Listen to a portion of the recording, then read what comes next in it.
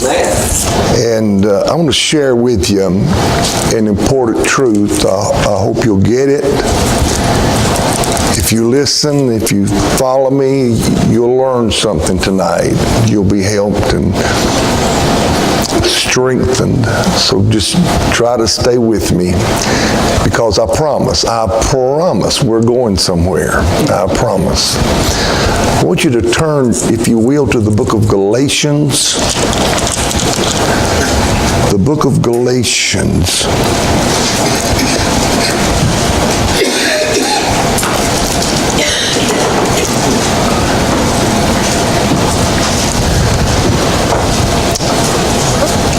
Paul had gone into the city of Galatia and preached the gospel. And people were saved. And the church was born. After Paul had gone there and shared the gospel with them, there were certain Judaizers, Jews, that came in behind Paul and convinced many of the Galatian believers, even though they had been saved by grace, it was necessary for them to keep the law. In order to stay saved, you've got to keep the law. So many of our churches throughout the Bible Belt hear the message of the gospel, which is salvation by grace. Yet they hear a message of sanctification, which involves keeping the law.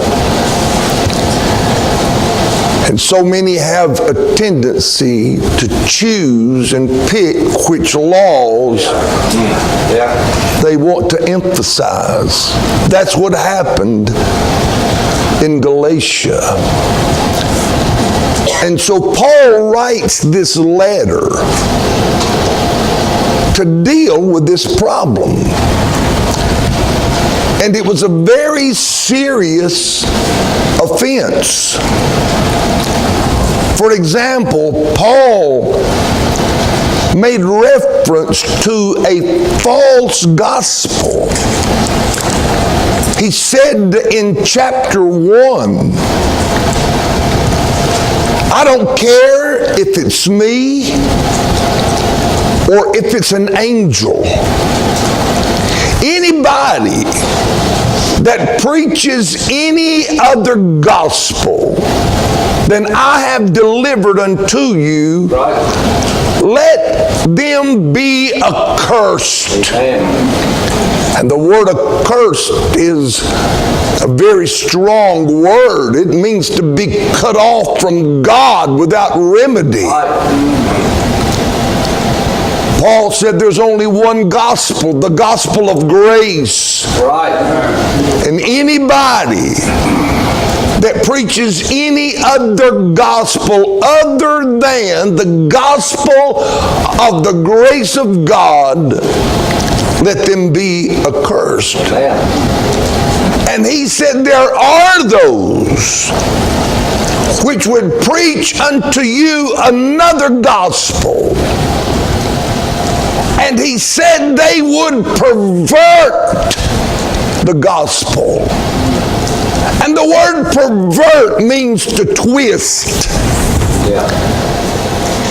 They preach the gospel with a twist.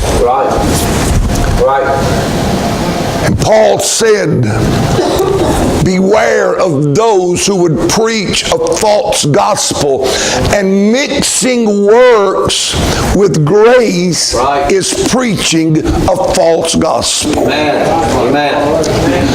Number two, He tells us that they are fallen from grace. A lot of people try to use this verse in Galatians to teach that you can fall from grace. But actually, it's teaching the opposite. Paul said, when you preach works with the gospel, you're fallen from grace. This is important. I hope you'll get this. If you'll get this one principle, it'll make your trip worthwhile, even coming in the rain. You can make a connection to faith and works. You can connect the two. Right. As a matter of fact, James tells us faith without works is dead. Right. Show me your faith without your works. I'll show you my faith by my works. And to illustrate what James is saying, I believe this pew can hold me up. I have faith in this pew. I believe with all of my heart this pew can hold me up. But is the pew holding me up? No. The pew is not holding me up until I put my faith in action. Right. I can stand here all night long believing this pew can hold me up, but it's not holding me up until I put my faith in action. Thus, faith without works is dead. Amen. My faith in this pew is doing me no good. It's dead apart from works. James said, show me your faith without your works, and I'll show you my faith by my works. Amen. There you go. You can make a connection to faith and works. However, you cannot make a connection between grace and works. In the book of Romans, Paul tells us that salvation is either all of grace or it's all of works. If you try to connect grace to faith or grace to works, they both disintegrate. And this is how Paul explained it. He said, if it's by grace, then it's no more of works. Right. Or grace wouldn't be grace. And if salvation is by works, then it's no more grace. Right. That's right. Because grace wouldn't be grace. You can't connect, you cannot mix salvation or grace with works. They don't mix. They both disintegrate. Grace is no more grace, or works is no more works. And Paul said to those who believed this perverted gospel that had been preached unto them, Paul said, ye are fallen from grace. Didn't mean that they were lost. Right. But it's got to be all grace or it's got to be all works. And those who preach and try to mix grace with works have fallen from grace. Amen. Number 3, Paul said, you're frustrating the grace of God. You're frustrating the grace of God. Paul said to these Galatian believers, if you were justified by the deeds of the law, then Jesus died in vain. Amen. There would have been no point in God sending His Son. There would have been no point in Jesus going to the cross, suffering, bleeding, and dying if we're justified by the deeds of the law. That is frustrating the grace of God. Amen. I was flying to Washington State. One year, my wife and daughter were going with me. I was going to speak in a Bible conference. And they called our names and asked us to come up to that little podium in the airport. And so we went up to this little podium, and they informed us that the passenger department of the plane was filled.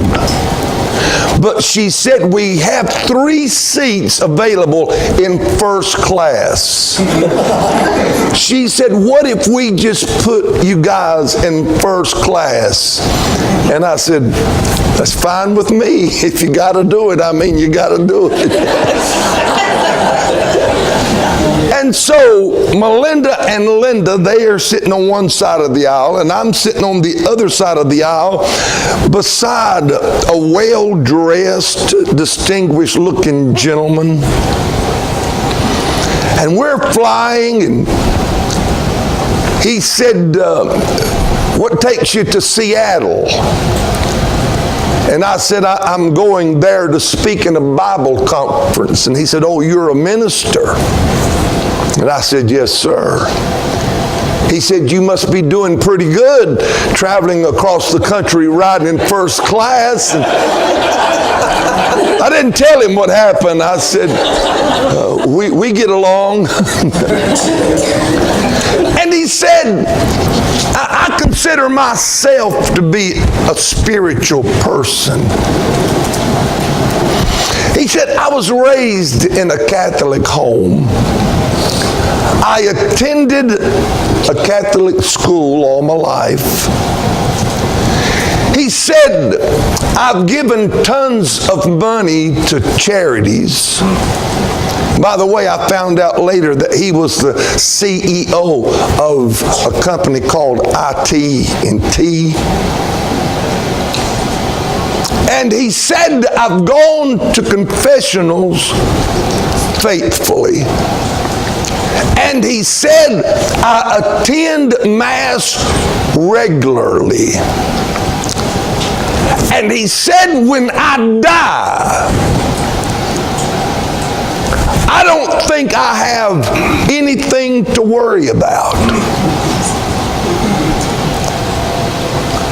I said, are you telling me that you don't have anything to worry about because you were raised in a Catholic home, you were educated in Catholic schools, because you attended Mass faithfully and regularly, and you attended confessional sessions regularly, and you've given all this money to charity? Is that why you're saying you think you'll be all right when you die? And he thought for a moment. He said, yeah, I guess that's what I'm saying. I said, well, let me ask you one question. I said, if being brought up in a Catholic home was enough, and attending a Catholic school was enough, and going to confessionals and Mass was enough, if giving money to charities was enough, Why did Jesus die? Right. Why did Jesus die? And he thought for a moment, and he said, I've never thought about it in that context. And I said, I can tell you why Jesus died. I can tell you why he died. Because being raised in a Catholic home, attending Catholic schools, going to Mass, going to confessionals, giving money to charity, it's not enough. Amen. It's not enough. Paul said to these Galatian believers, to those who try to mix grace with works, we're saved by grace, but we have to produce enough works if we're going to stay saved. Paul said, then you are frustrating the grace of God, and Jesus died in vain. Right. Amen. He goes on and makes two comments in Galatians chapter 4 that just bewilders me. In verse number 9, Galatians 4. But now, after that ye have known God, or rather are known of God, how turn ye again to the weak and beggarly elements, whereunto, here it is, ye desire again to be in bondage. Right. Paul said, now that you know God, and even more importantly, you're known of God, Right. why would you want to turn again to the beggarly elements? Whereunto, watch this, ye desire again to be in bondage. Yeah. Why would anybody desire to be in bondage? Why would anybody want to be under the law? Right. Right. In verse 21, chapter 4, tell me, ye that desire to be under the law, do you not hear the law? There were those in the Galatian church who desired to be under the law. And as I read these verses, I could not help but ask myself, why in the world would anybody want to be under the law? You read the book of Hebrews,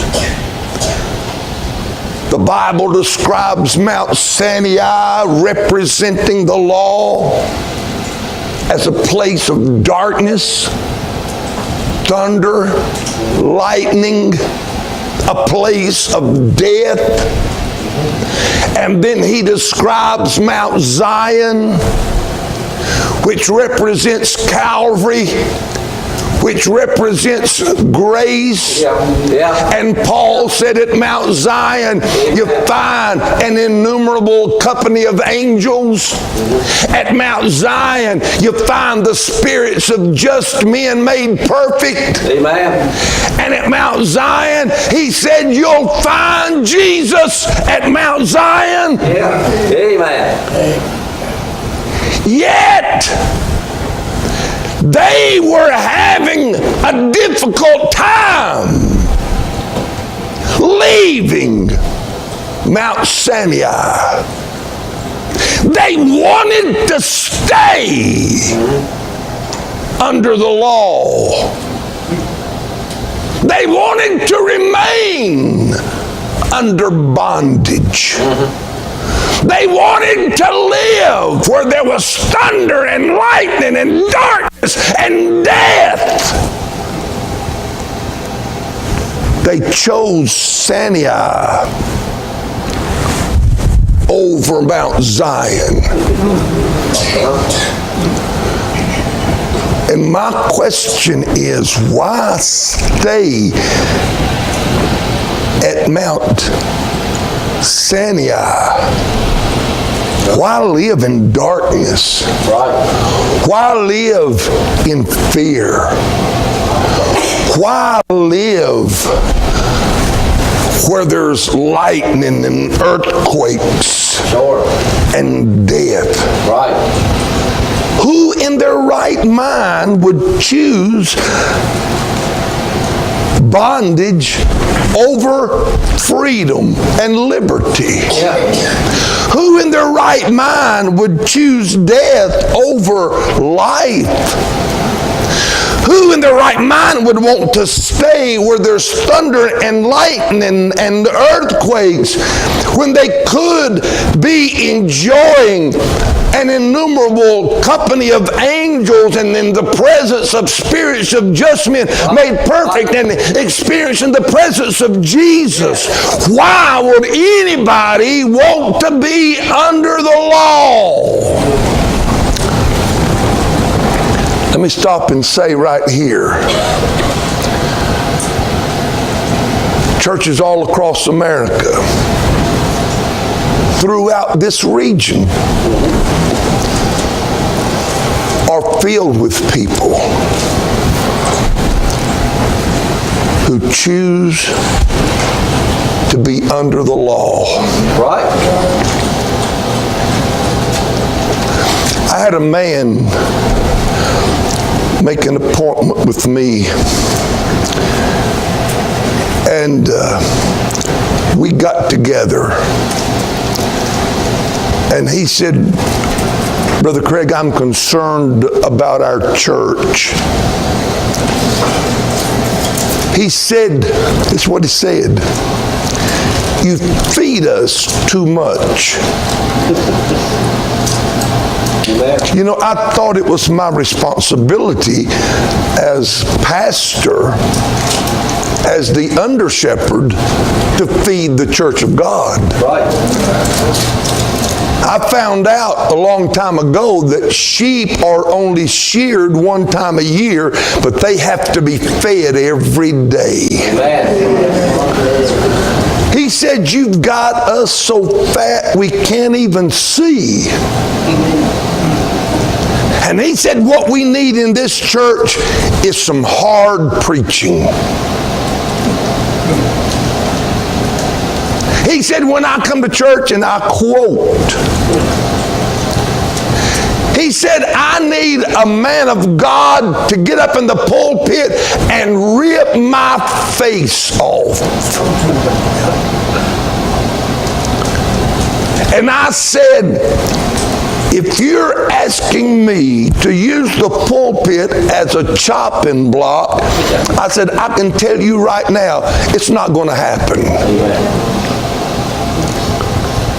I'll preach what the Bible says. I'll condemn what the Bible condemns. And where the Bible's silent, my lips are sealed." You would be amazed at people who feel like they need a preacher to get up every Sunday morning and just beat and pound them.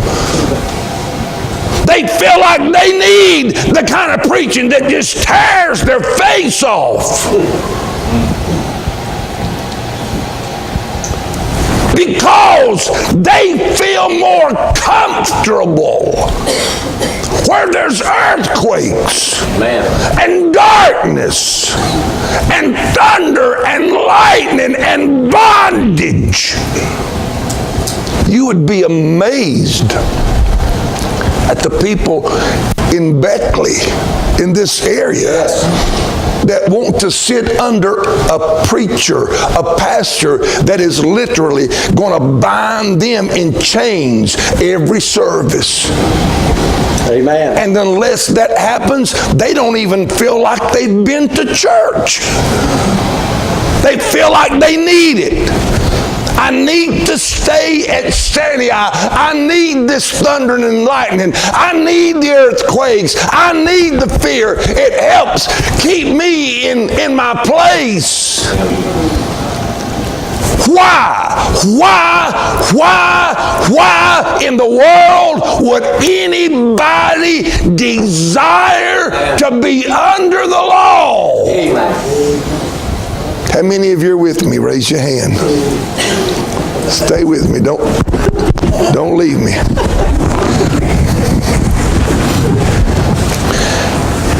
I ask those questions to myself many, many times. Why? But then one day I saw it. Paul said, tell me in verse 21, ye that desire to be under the law, do you not hear the law? For it is written that Abraham had two sons, the one by a bondmaid and the other by a free woman. But he who was of the bondwoman was born after the flesh. But he of the free woman was by promise. Which things, watch this, are an allegory.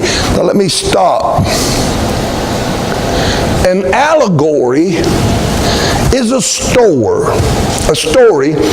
which contains word pictures, sometimes real objects, real people, sometimes fictitious objects or people.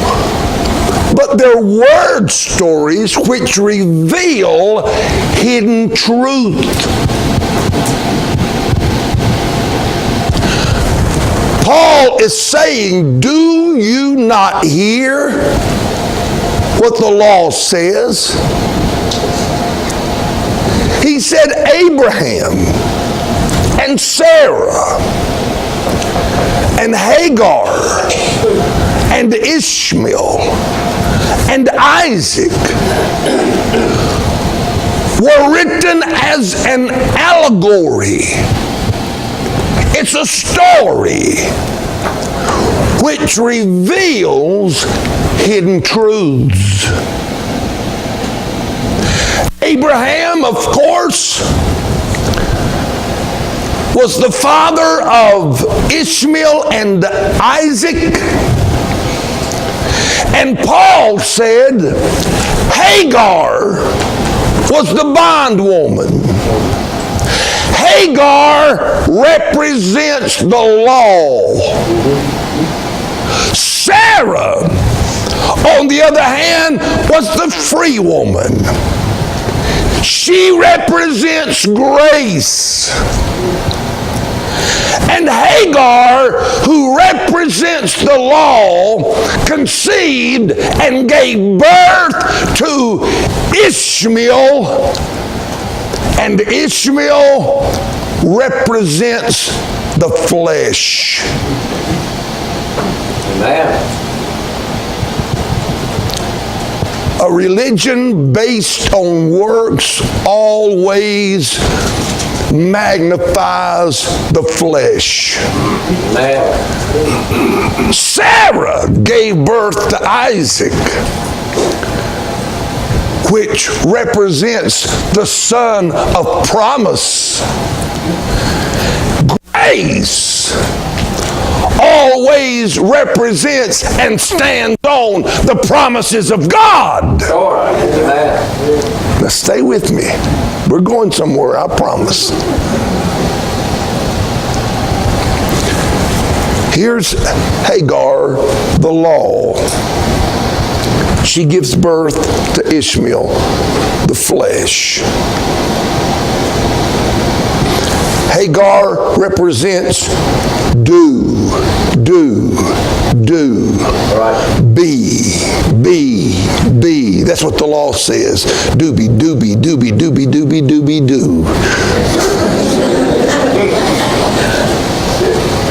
While Sarah represents grace, and Sarah says, done.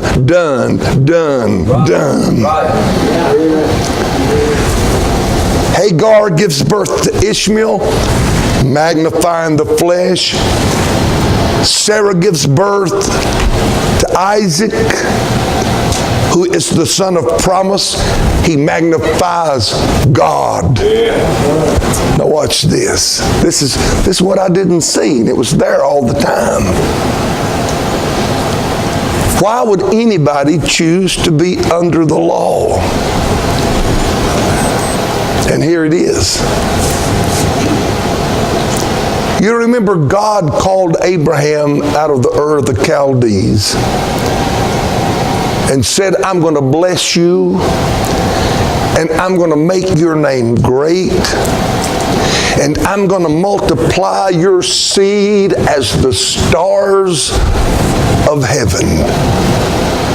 I'm going to make of you a great nation, and through your seed all the families of the earth are going to be blessed. You and Sarah are going to have a baby, and God said through your child, I'm going to make of you a great nation. I'm going to multiply your seed. But there was a problem. The Bible says Sarah was barren. And if you'll study the Hebrew word barren, it's equivalent to a woman's reproductive organs being removed. It doesn't mean that she was just childless. She was barren. Having a baby was a physical impossibility for Sarah. But it was not too hard for God. As a matter of fact, a lot of the great women of the Bible were barren. You read about Rebecca, she was barren. You read about Elizabeth, she was barren. Manoah's wife was barren. A lot of the great women, Hannah was barren. That means yet each one of those in their barrenness conceived and gave birth to greatness. Amen. Rachel was barren. Sarah gave birth to Isaac. Rebecca gave birth to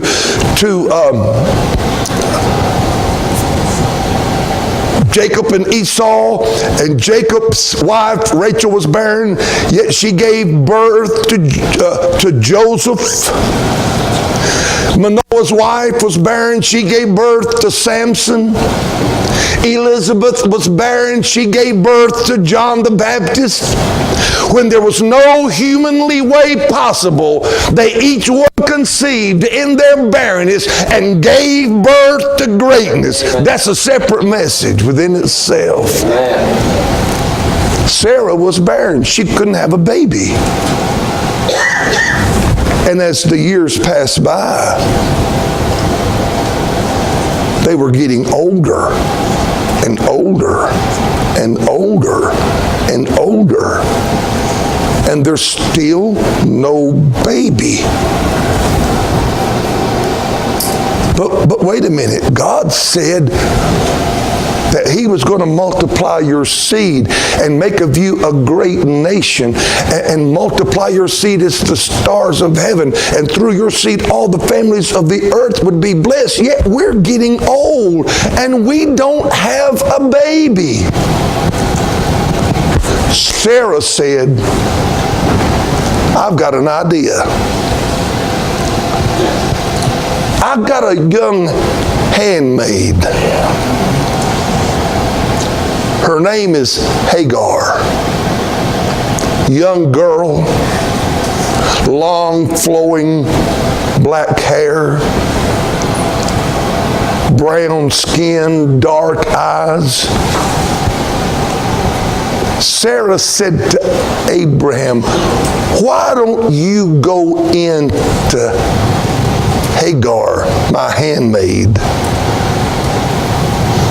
And that might be God's way of giving you a seed. And Abraham looked at Hagar and he said, okay.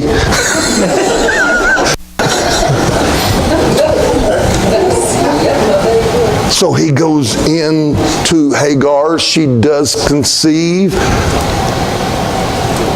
And she bears a son. Paul said that represents the law. That represents works. That magnifies the flesh. God waited until Abraham was as a dead man. Sarah was as dead. That means that it would have been just as likely for a man and a woman lying in the cemetery to reproduce a child as it would have been for Abraham and Sarah. Abraham was 99, Sarah was 90.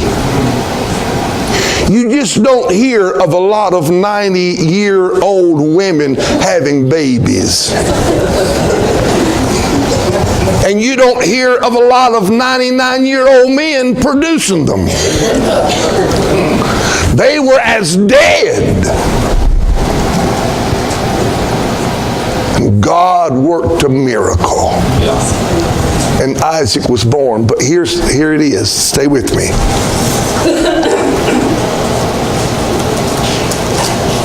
Why did Sarah introduce Abraham to Hagar? The law. Here it is. It's so simple. They thought God needed some help. Amen. Amen. Oh, my land. Amen. We're getting old. There's no baby.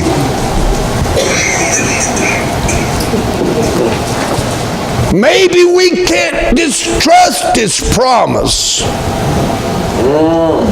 Maybe we can't just really rely on His grace. You know, we might need to help God out. Yeah. That's good, buddy. And so Hagar comes into the picture, and Paul said, don't you hear what the law says? Hagar represents the law. Abraham and Sarah are trying to help God out, and it produces nothing but flesh. Amen. Amen. Why do people desire to be under the law? Number one, it magnifies the flesh. Amen. It makes you look good. I don't cuss. I don't chew. I don't run with those who do. It makes you look good. We've got our little checklist, and when we can go down our little checklist, and if we can just check off the blocks, we feel I'm right with God. Yeah, that's good.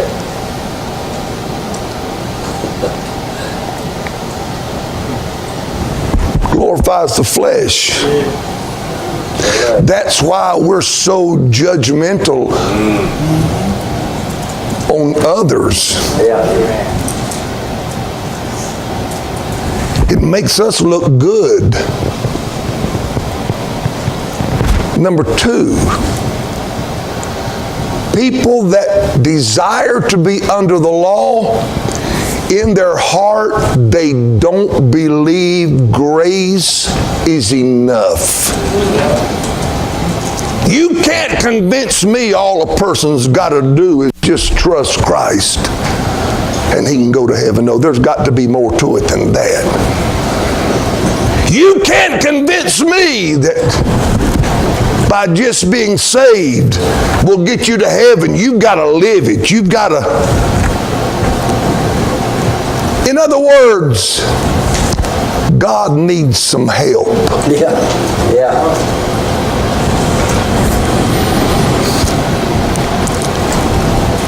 You remember, God entered into a covenant with Abraham. It was a blood covenant. I love this. I love it. God said to Abraham, I want you to prepare the sacrifice. The word suggests a cutting. If you'll look it up in the Hebrew, it means to cut. So when two people entered into a blood covenant, they would take a sacrifice and they would cut it right down the middle. And half the sacrifice would be placed on the left, the other half would be placed on the right. And the two who were entering into this covenant together, this agreement together, would walk between the divided sacrifice. And by walking between the divided sacrifice, they were saying one to the other, you do your part and I'll do my part. You keep your end of the bargain, I'll keep my end of the bargain. So God tells Abraham, I'm going to enter into a blood covenant with you, prepare the sacrifice, and Abraham did. He divided the sacrifice. Part of it was placed on the left. Part of it was placed on the right. And Abraham kept waiting for God to come. And what Abraham was expecting to happen was that he and God would walk between the sacrifice together, saying one to the other, God, you do your part, and God saying, I'll do mine. But God didn't come. The day wore on. God didn't come. As a matter of fact, Abraham had to keep the birds and the vultures away to keep them from devouring the sacrifice. He's waiting for God, and God doesn't come. And finally, Abraham is exhausted. And he lies down. And the Bible said he falls into a deep sleep. And while Abraham is asleep, God shows up.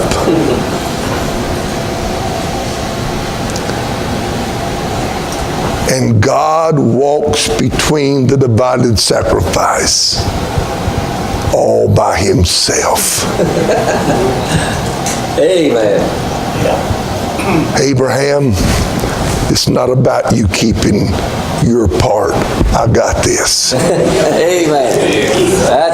I'm God enough to handle it. Amen. I'm God enough to do it.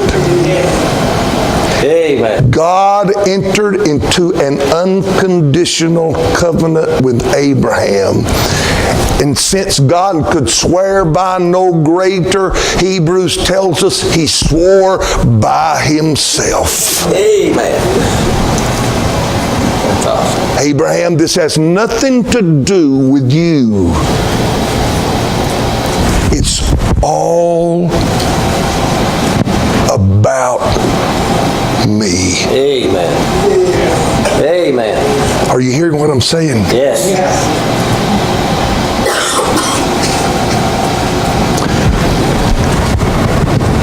In Hebrews,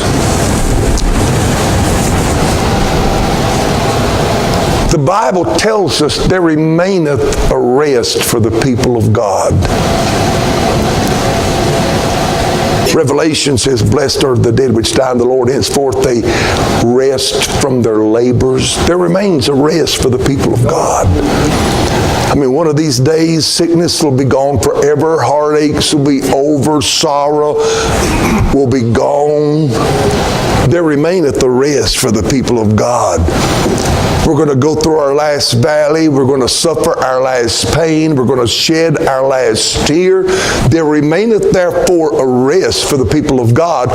But Hebrews goes on to tell us that right now, even now, we don't have to wait until we get to heaven to rest. Right now, we can enter into God's rest.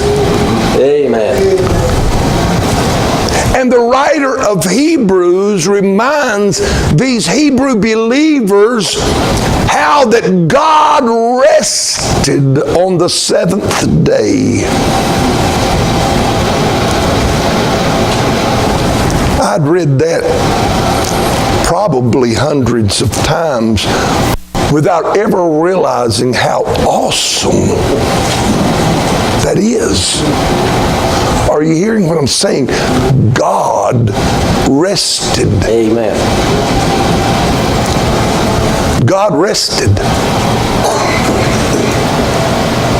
And one day I found myself asking the question, why did God rest? God rested. It's in the Bible. Sure. He rests. Why did God rest? I know when I rest, and the older I get, the more I need it. I rest when I'm tired. I'm slow. I've always been slow.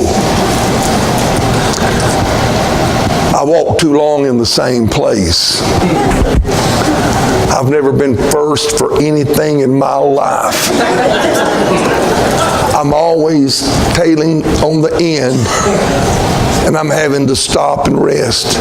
And what kills me is I can be hunting with somebody. I love to coon hunt, and we're going to the dogs, and they're treed, and they're way ahead of me, and I'm plugging along, and I'm tired and give out, and they stop and wait for me. But just as soon as I get there, they're off again.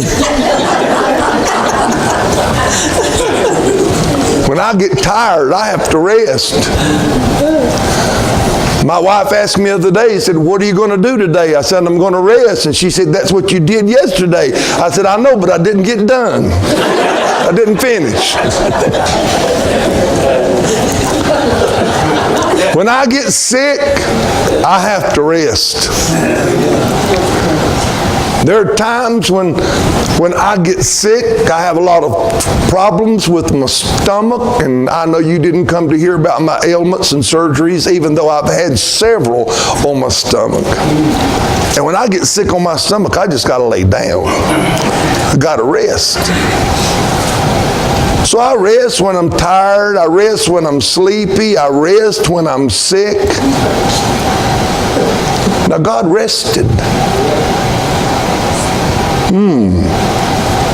Why would deity rest?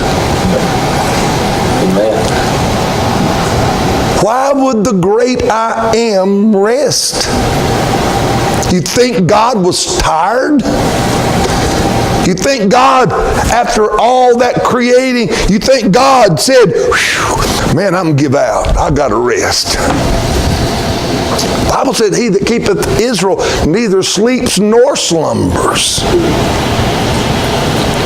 You think God was sick? You think God was having a tummy ache and said, man, I just got to sit down? Why did God rest? You read the verses and it tells you the reason God rested was because the work was finished. Amen. It was done. There was nothing left to do. Amen. work was finished. The work was done. And so God rested, get this, on the premise of a finished work. Amen. You read the book of Hebrews, chapter 3 and 4, and the Bible tells us that we can enter into God's rest based on a finished work from before the foundation of the world. Amen. I think it's Revelation 13:8. I believe it is. I could be wrong. But the Bible makes reference to Jesus as a lamb slain from before the foundation of the world. I can't add anything to Calvary. You can't add anything to Calvary. The work has already been done. At best, all I can do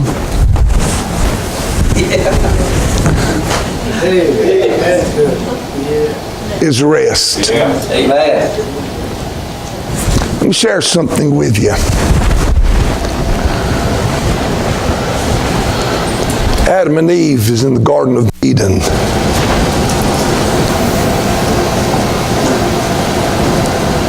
Eve standing there looking at the tree of knowledge of good and evil, thinking about how good that fruit looks. And Satan comes on the scene through the serpent. And Satan says, hath God said not to eat of the tree of knowledge of good and evil? And Eve said, God said not to eat it nor touch it lest we die. Satan said, thou shalt not die. You're not going to die. I'm telling you, the truth I'm preaching tonight can change your life. You're not going to die. Do you know why God told you not to eat of that tree? God knows if you eat of that tree, you'll be like Him.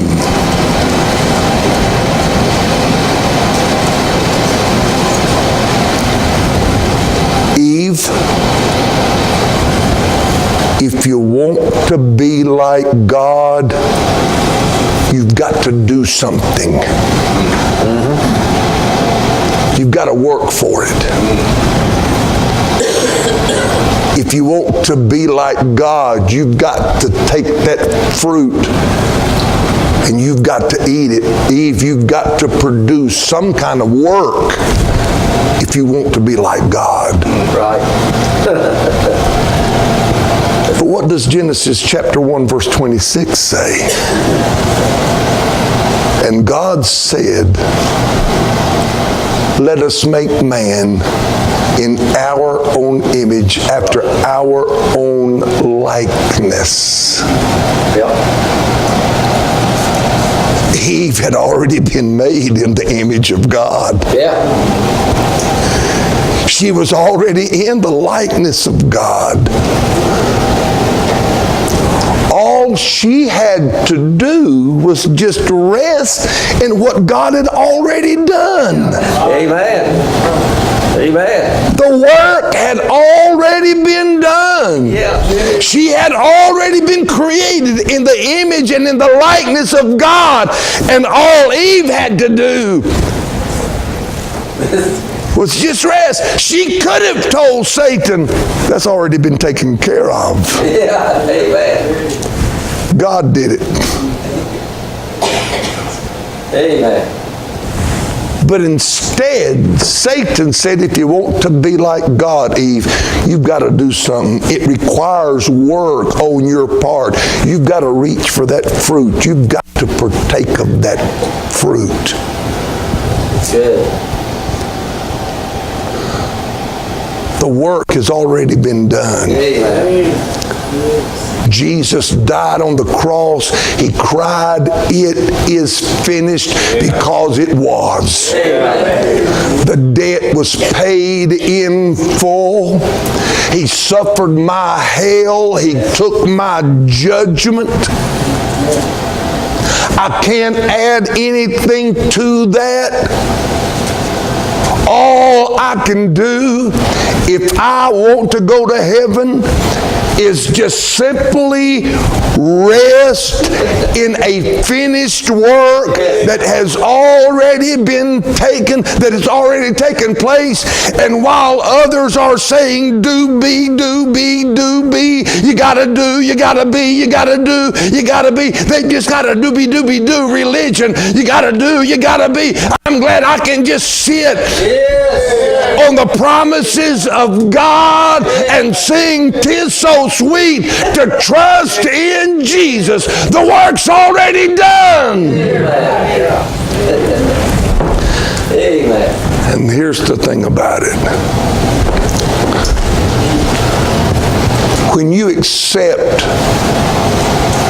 salvation by grace, it doesn't make the flesh look good. No, all we can say is, could my tears forever flow?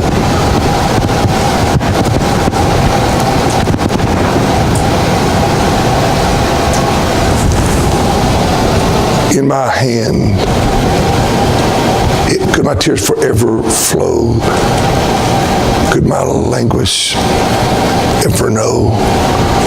These for sin could not atone. Thou must save, and thou alone. In my hand, no price I bring, simply to the cross. Amen. I cling. Amen. Listen to me, and I'm done. That's why salvation is by grace. Amen. Can I share one more thing with you? If I promise it'll be a blessing. Sure. One more thing, and I'm done. I promise. You know what that is, don't you?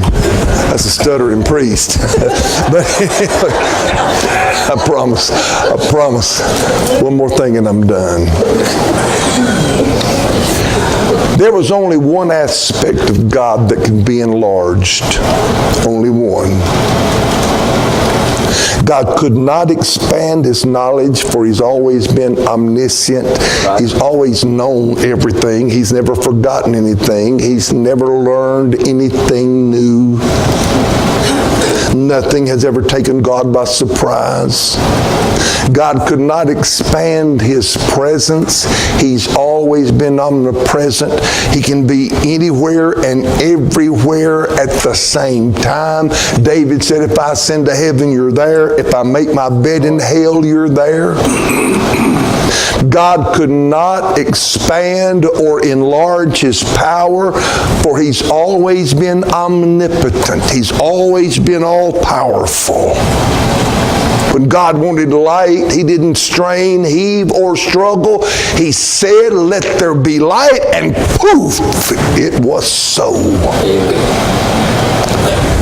There was only one aspect of God that could be enlarged. It was not his knowledge. It was not his presence. It was not his power. It was his glory. Amen. The only aspect, the only attribute of God that could be expanded or enlarged was his glory. That's why God took space between eternity past and eternity future, and He called it time. Amen. And that's why God took a little lump of clay and made man. The Bible says God formed, which suggests God made man with His own hands. Everything we see, God spoke into existence. But man is handmade. By the way, something's always more precious or valuable when it's handmade. And God breathed into man's nostrils the breath of life. And he became a living soul. And the whole time, the entire time God was creating man, God knew that man was going to fall into sin. Sure. He knew that.